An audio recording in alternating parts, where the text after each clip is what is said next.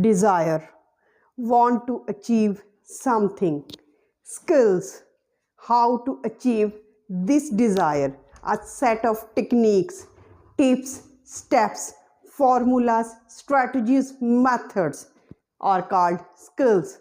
And knowledge, why do you want to achieve this desire? What is the importance of this desire in your life? All these are important. Steps, strategies are important, and desire and the knowledge. Why do you want to acquire this specific task?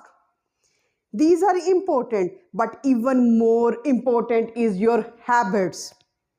Your habits. Habits are those daily actions which you repeat impulsively.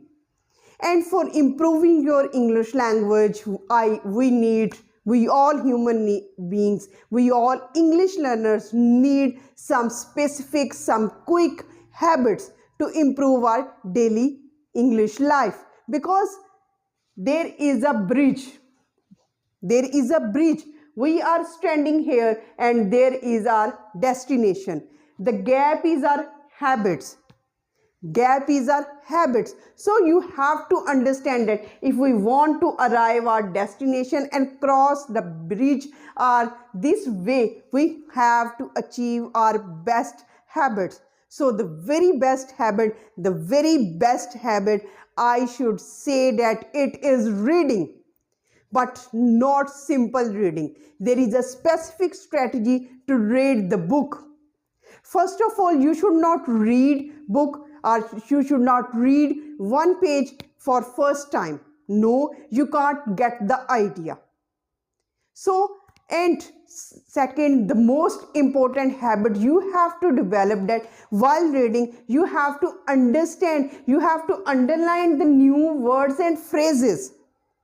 But with every new word, with every unfamiliar word, don't go for the dictionary. Don't go for the Google to search it in Google search bar. No, it's the wrong concept. While you are reading, just underline the unfamiliar words for the first time. And you have to build this habit for 30 minutes a day. Yes, for effective results, for quick improvement in your English language, you have to develop this habit of reading for 30 minutes. Now you are underlining the unfamiliar words, phrases and sentence patterns. Now it's the time to read the page again. Read it. And now the second time, with the words and the phrases which you have underlined, now it's the time to read and to understand and to comprehend them with the context. Yes, if you can understand the words and phrases with the context, you will get to know that this is the right way to express your words in the right context. And you will remember them, because when you are attaching them with context, when you are attaching the words and phrases with your experiences, it will be retained in your memory for the longer period of time. With context, with experiences, whether these are the experiences of your past life, whether these are the experiences of your present life, just attach them. And number 3 most important thing is that don't leave them as it is, because when you do not use them, you lose them. So you have to utilize them in different contexts. If you have read them in first context, try to use them in second and the third context immediately after you have read them.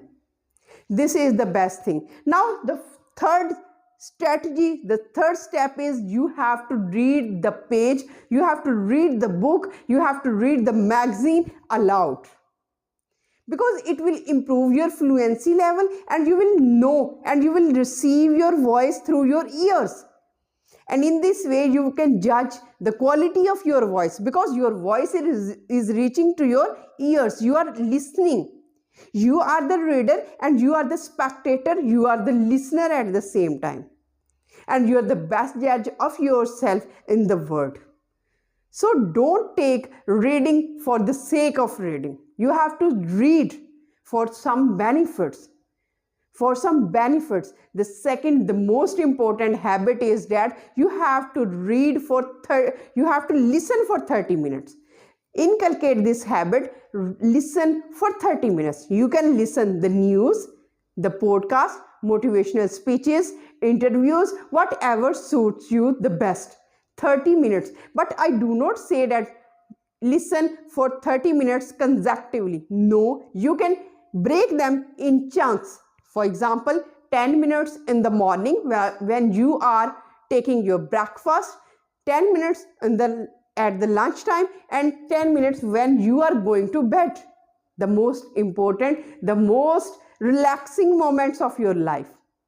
So try this technique. And when you are listening, try to imitate, try to repeat the words after them. And don't be a passive listener. Don't take it a passive listening activity.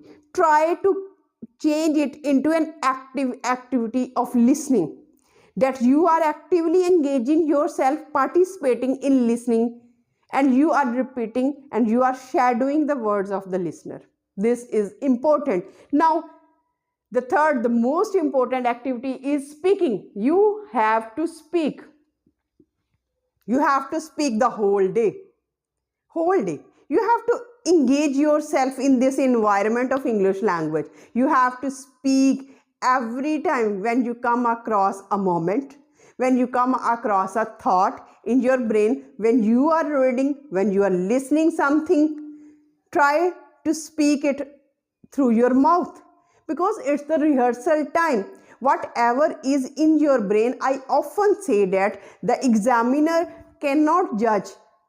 The examiner can only value, can only give you the grades what you have presented on the paper. Now, the audience, the listener can only see the result of your speaking. He cannot enter into your brain and see what is happening or what is stored in your brain. No, not at all. He will judge you, he will be impressed, or he will say that he is not a good speaker on the basis of your speaking. So try to do your rehearsal in the form of speaking. This is important. Now, the very important thing is try to be consistent. If you are consistent, failures are many, hard obstacles are many, hurdles are there in your path. But if you are consistent, if you just meet a bad experience of speaking, if you cannot get the comprehension of your reading, if you just can't understand what you are listening, but you are consistent, you are consistent, you do not leave your path, you are on the right track, that one day or the other I will get my success, I am on the right track. If you can inculcate this consistency level, believe me, one day or the other you will be a fluent English speaker. After all, this desire, if you want to materialize it, you need some skills, but skills can only give you productive results if you have these habits. And how you can build these habits? By force, by compulsion, by consistency. And with this positive note, and if you like this video, and if you have any good habit or many of good habits, share them in the comment section so that other listeners, other English learners can get benefit of this. With this positive note, I certainly end this video. Till the next video, stay happy, stay blessed. Thank you so much. Have a nice day.